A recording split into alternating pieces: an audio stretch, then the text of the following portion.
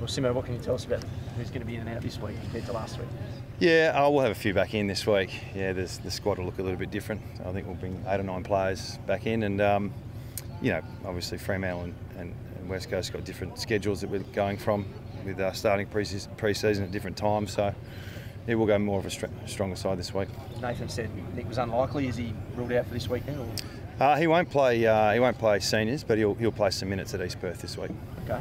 I'm not sure what day that is or what you expect from him in that game. Can you go through a little bit with what you're expecting? Well, he's done everything we needed him to do. So the next phase is to hit some bodies. He's beaten up half of our coaching staff, and a lot of the things he's done is one-on-one, and so now there's no intra-clubs to play or internal practice matches. So the next phase is to get some competitive work against opposition. So we thought we'd do it at East Perth, just to manage the minutes and manage his positionings and rotations and that sort of thing. But he's ready, and we'll see how he goes. How many minutes is he likely to play, Simo? We're going to keep it pretty broad. We'll just see how we go. So if he gets through that, will he play round 1 AFL? Will he play another week at East Perth?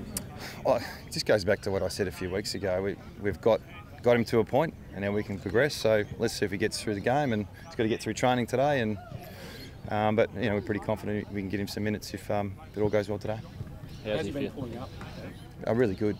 Yeah, really good. So like I have been saying, that's the measurement, how he pulls up from combative work at training, and now he's ready for the next step. Has it been getting difficult with holding back? So I imagine he's been pretty keen to play for a while. Oh, he's been keen, but it's also he's aware of, you know, his body and what he needs to do. It's been 18 months or longer since he played, so you know, that's why we've gone potentially down this track if all goes well today. How are you feeling about seeing him out? Yeah, I'm really happy for him. You know, he's done all the right things. He's worked really hard to get his body right, and this is the next step, which I know you guys have been waiting for it, but I've been waiting for it a bit longer.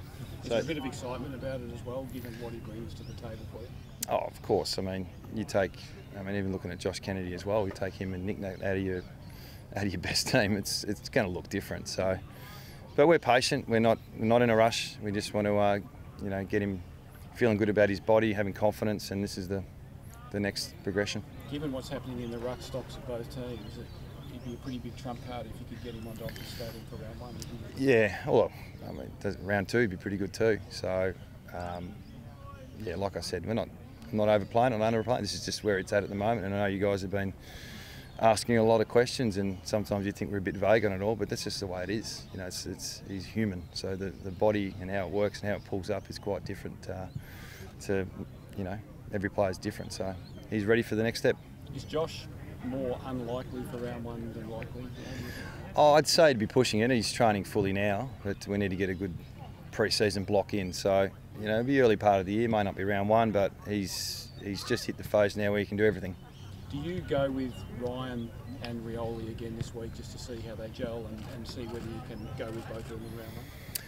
Yeah, there's room. There's room for those forwards to play. So they've had a really good pre-season, so there's no reason why they can't play together on the same side.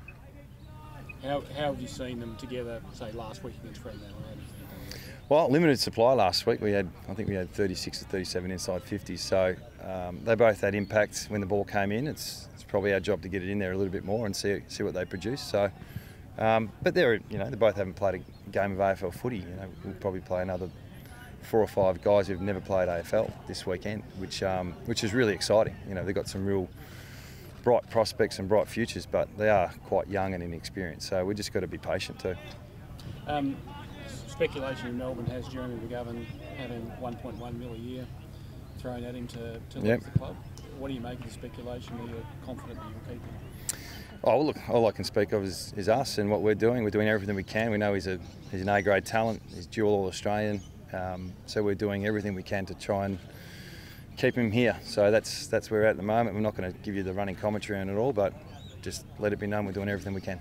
Do you speak to him, Simo, about the decision and sort of try and pitch why he should stay at the club? No, I don't think it's about the sell.